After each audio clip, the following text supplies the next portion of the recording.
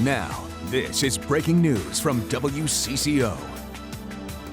We're breaking in and bringing you an update about the deadly police officer-involved shooting during a SWAT raid in Minneapolis.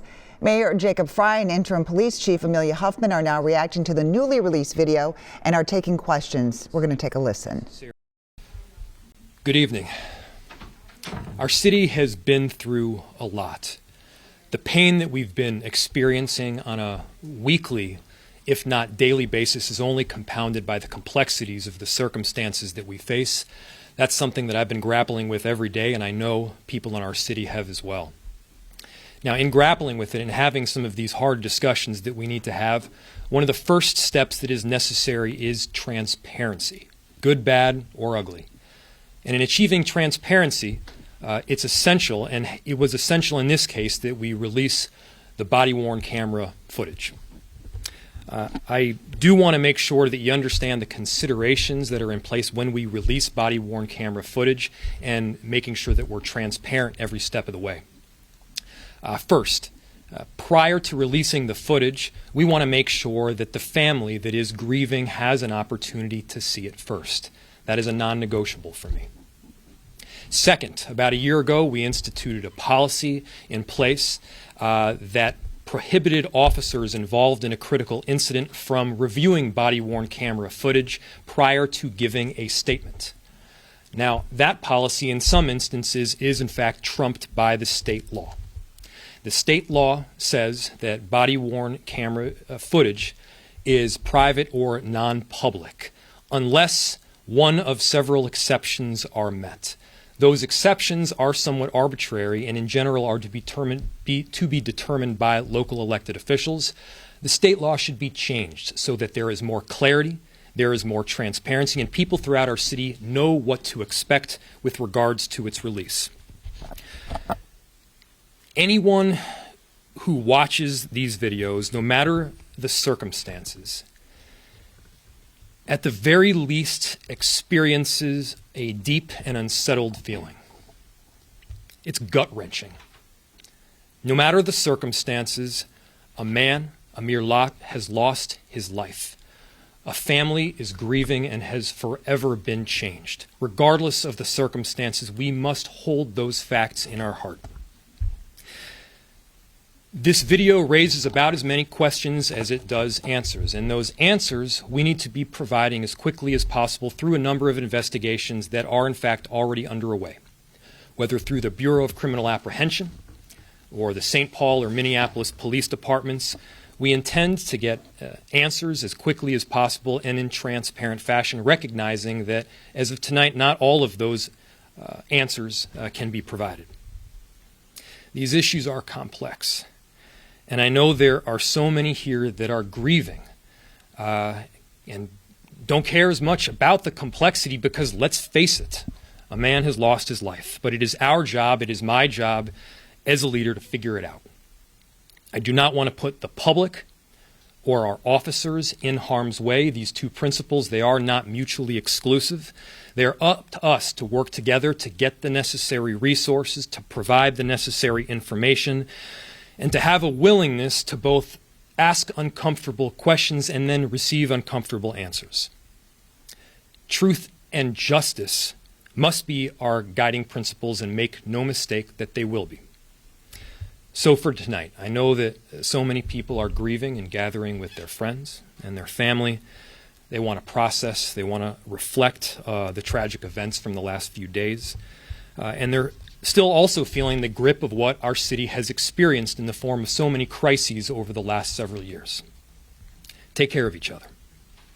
And from tonight, as we look ahead, we are committed to this work, to each other, and to swift transparency.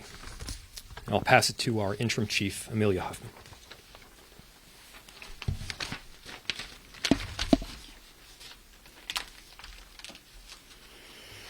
Thank you, Mayor. Good evening. Let me first acknowledge, like Mayor Frey, the loss and pain in our community. These events unfold in seconds, but the trauma is long-lasting. A young man lost his life, and his friends and family are in mourning. Community members are in pain and have questions, and rightfully so. and the course of the lives of our officers has been changed forever. It's a sobering moment. Community trust is a public safety requirement. In Minneapolis, our community safety work is only as good as the public trust that we have built, and we have plenty of work ahead of us. Events like this tonight, as well as community conversations that I've had yesterday and today, are part of that work. The decision that we made to release this footage is not necessarily common among local governments, but I believe it is the right decision. My initial priority, like Mayor Frey's, was for the parents of this young man to be able to see this video before it was released to the public, and they had the opportunity to do so this afternoon. I'm grateful to all of the folks in the city whose work made it possible for us to release this video to you tonight, and to Mayor Frey for his partnership and his shared commitment to building public trust and rebuilding community safety. I'm under no illusion that processing this video will be easy. It won't be. It shouldn't be. These are wrenching videos to watch. They're painful. But it's necessary. And I hope that it provides some answers along with the questions. And so here is a brief recap of the events that led up to the video and the events that you saw in the video. So as many of you know, this involves an underlying homicide investigation that was undertaken by the St. Paul Police Department. Their investigation led them to identify several suspects and 3 locations in the city of Minneapolis. And they asked the Minneapolis Police Department SWAT team to execute the search warrant at 3 apartments in the building on Marquette. Both a no-knock and a knock search warrant were obtained for those locations so that the SWAT team could assess the circumstances and make the best possible decision about entry. As you saw in the video, the team approached the door and they used a key. There was no need to force entry. There was no breaching. There was no ram involved. They used a key to open the door and announced police search warrant before they crossed the threshold. The team was announcing police search warrant as they proceeded into the apartment. Their job was to make entry deliberately to assess any threats that were inside. As they proceeded toward the back of the apartment, as you saw in the video, there was a couch, and you can see that there's a form under a blanket or a comforter that begins to rise up. The officers were approaching. They were giving commands to show your hands, show your hands. And as they got close, you can see, along with an individual emerging from under the blanket, the barrel of a gun, which comes out from the blanket and becomes more fully exposed as you move frame by frame through the video. And then the still shot shows the image of the firearm in the subject's hands at the best possible moment when the lighting was fully on him. That's the moment when the officer had to make a split-second decision to assess the circumstances and determine whether he felt like there was an articulable threat, that the threat was of imminent harm, great bodily harm, or death, and that he needed to take action right then to protect himself and his partners. Ultimately, that decision of whether that threshold was met will be examined by the county attorney's office that reviews this case. The homicide investigation in St. Paul is ongoing. Mr. Locke was not named in the original search warrant, and so at this point it is unclear if or how he is connected to St. Paul's investigation, but they are continuing to work dedicatedly on that case. They were on scene.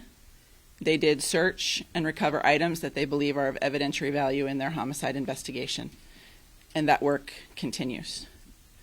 The investigation by the BCA is ongoing. The Minneapolis Police Department will also make an assessment of policy and procedure violations in a separate internal administrative investigation. There are multiple jurisdictions and multiple investigations bound up in this discussion, and that makes information sharing extremely complicated. I want to be direct with you. Due to the multi-jurisdictional considerations, I am limited in what I can say. I'm going to take questions, as will the mayor, and we will do our best. Chief, this was a cacophony. This young man, presumably sleeping, had very little time to react.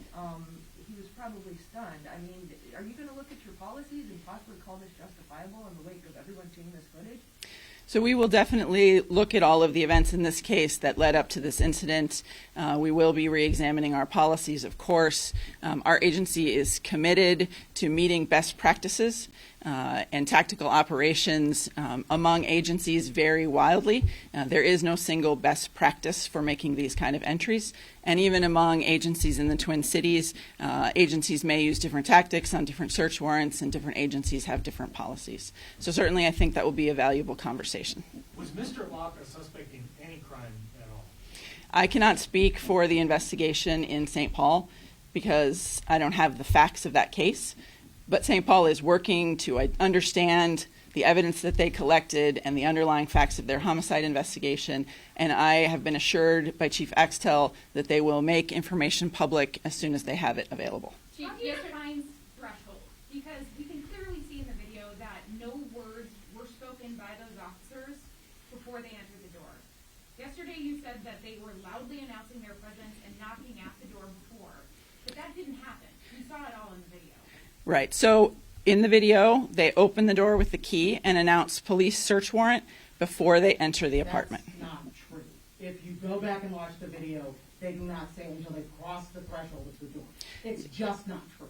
I definitely encourage everyone to view the video and make that assessment for themselves. Is it true that officers are only to speak one at a time when they come in? In other words, is that police training 101 that only one officer speaks? In these circumstances, why were all of them screaming and shouting at once in ways that you could not determine what they were actually even saying?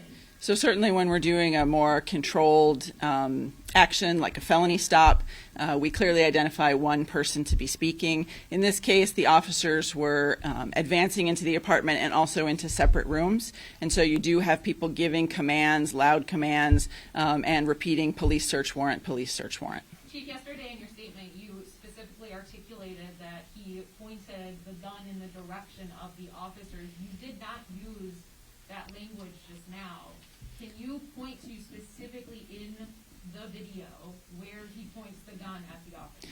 Yeah, so if you look at that still image, even though you don't see all of the officers, the involved officer was just outside the frame in the direction that that barrel is emerging from the blanket. But it looked to me as if that gun in Mr. Locke's hand was pointed toward the floor. And certainly when the county attorney's office reviews that case, they will be carefully examining all of those factors. And I'm absolutely positive they will take a look at that. Of course, we all know these events happen very rapidly. And as there's a gun emerging in your direction, you're forced to make a split-second decision about when it's a threat. Chief Huffman, no, hold on. Chief Huffman, no, do not. Okay, I'm not a threat. I don't have a gun. Okay? Don't treat me like I'm a threat. This is what I would call the anatomy of a cover-up. This is unacceptable. I'm sorry, it is. When I agreed to work with you on the work group, we talked about the importance of transparency and accountability. And here, what we are seeing is business as usual. And you know this, Amelia. You know this, Jacob. I don't know how you guys slept that night. I couldn't sleep at night. Tears from a mother's perspective, thinking about what happened. I saw the picture of Amir. He looks like a boy. My son is 17 years old. He has slept on his friends' couches for sleepovers. So we cannot sit here and whitewash this and pretend that it's okay. You knew that I was not going to stand for police violence and a push for accountability, yet you asked me to be a part of the work group, and I knew what I thought I was signing up for. This isn't what I signed up for. I understand if you're not comfortable having me continue to co-chair, that's your prerogative. I signed up to help bring recommendations because we're tired of being killed. We're tired of the cover-ups. We're tired of the excuses. And to hide behind the St. Paul Police Department, the deadliest police force in the state of Minnesota, is unacceptable. You all had no business agreeing to carry out a warrant, and now you're claiming that's part of their investigation. You don't know. Well, why the hell did you all sign up to do this in the first place. There was a homicide that happened at 1-something in the morning on Hennepin Avenue. Someone was killed, and then the person drove away in a black SUV. They're still at large in Minneapolis, potentially a threat to residents. But you all go do something for St. Paul Police, and now you're trying to hide behind that decision. It's not acceptable. We are ready for change. When the people voted to re-elect you, Jacob, they not only showed that they wanted to see a new leader, right? Not saying you're not the person who got reelected, you got reelected. But what they were expecting is a new beginning. That's why they gave you more power and authority. So that is what we want to see as the residents of Minneapolis. We don't want to see cover-ups. We don't want to see whitewashing. People are asking very simple questions that have still not been answered. Amelia, you're saying you want to be the chief? Then act like it. Demonstrate integrity. Don't cover up for what those cops did. If they knew that the kid had a gun as he started waking up, say, drop your weapon. They didn't do that. One cop opened fire and took the life of a child who was trying to go back into his blanket. Any mom can see what happened there. So I can't tolerate the whitewashing. I'm sorry, y'all. We can't do this. I know you have your narrative. I know you have your script. And no, you guys didn't personally go shoot somebody. But you do have the opportunity to make it right, to talk about the fact that you changed the no-knock warrant policy. Where's the evidence of that? That wasn't present on what happened to Amir Locke. So if I'm going to be the co-chair of this group, I'm expecting strong leadership, I'm expecting integrity, and I'm expecting accountability. Yes. You guys aren't going to waste my goddamn time. And I don't care, you guys had your security trying to stop me. I can be used to come speak the truth about what needs to happen, but when it's time to call out these inconsistencies, these inaccuracies, the lack of information, I got to sit in the back or even not even be invited. I'm not here for it. We fought too long, too hard. It's people in jail, including Cortez Rice, trying to get the court to show what's happening in the courtroom so people can see what's going on. People have put their lives on the line because we're ready for change. So we're expecting from this point forward for you guys to do something different. I'm not playing. We're not here for it. We're not here for it. I'm only committed to working on this work group if you all are committed to being honest and transparent and not covering up the bullshit. Thank you. Why did you release pictures of his gun, but no pictures of the gun of the officer who killed him? Why have you not released that information? You know, this man did not shoot anyone. He did not discharge his weapon. Why did you release his gun? That was a disgusting vilification of this man. That is inexcusable. It is utterly disgusting that you would release a picture of his gun, even though he never fired his weapon. And you know he didn't fire his weapon because you had both seen the video. This is the kind of lack of transparency that Nikita is exactly talking about when you send out these sensationalistic pictures of his gun, a man who has never committed a crime, but you don't release the video, or rather the pictures of the officer's gun. So, Ms. Gross, thank you for being here. And Ms. Levy-Armstrong, thank you for your strong words. You acknowledged and rightfully pointed out that at this moment in time, we need accountability, we need leadership, and we need transparency. You asked whether we wanted you to continue as co-chair. The answer is yes. We are dead serious about seeing the necessary changes through, and the necessary changes start with being honest and transparent. That begins with all of you here today and releasing body camera footage in the immediacy so that people can see exactly what is in it, good, bad, or ugly. But it doesn't stop there. It goes on to getting the necessary facts of the case, and I know, speaking from experience, that there is an ongoing tension between getting things out quickly and getting things right.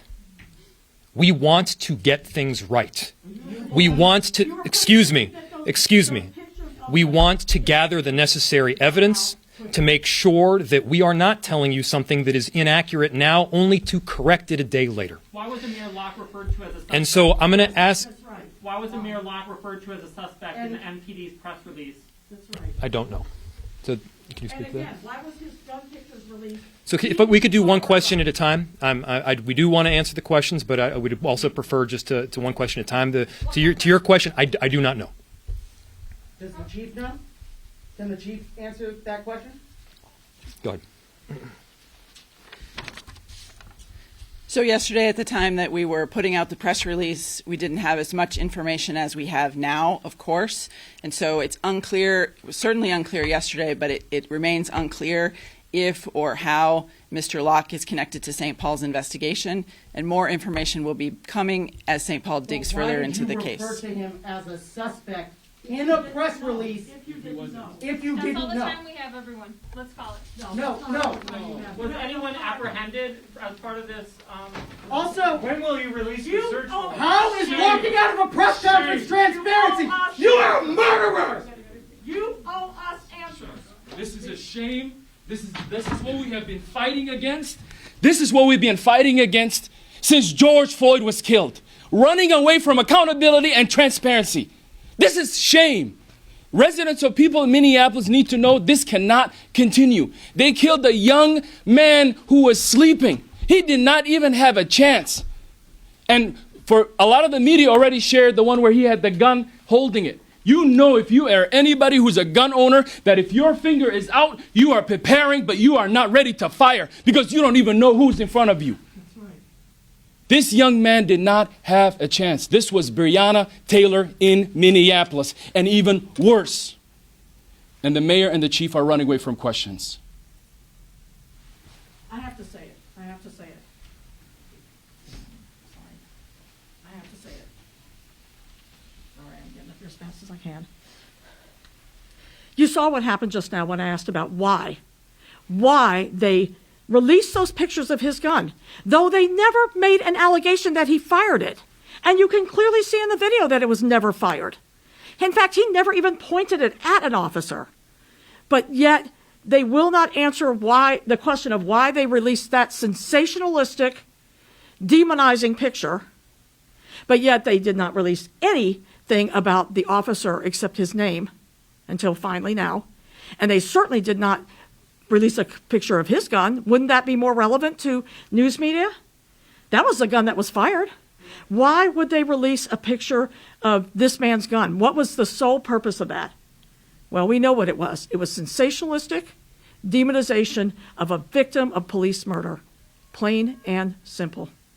And I'm disgusted by it. I'm disgusted by the fact that these elected officials and appointed officials cannot actually answer a simple question. They said, we'll do one question at a time.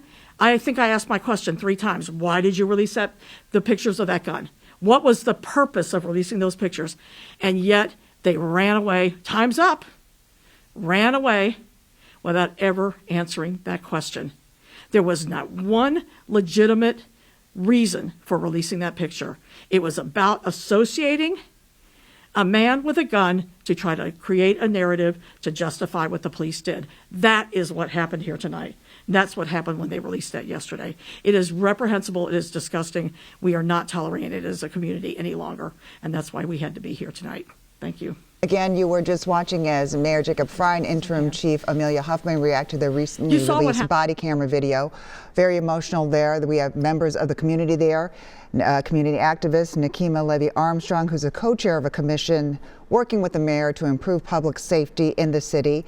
They, of course, have a lot of questions about that video, and the mayor talked about that, saying that the video raises many questions as it does answers. So they did take some questions from reporters and members of the community. A SWAT team was helping police in Ramsey County execute a search warrant and went into an apartment in downtown Minneapolis yesterday.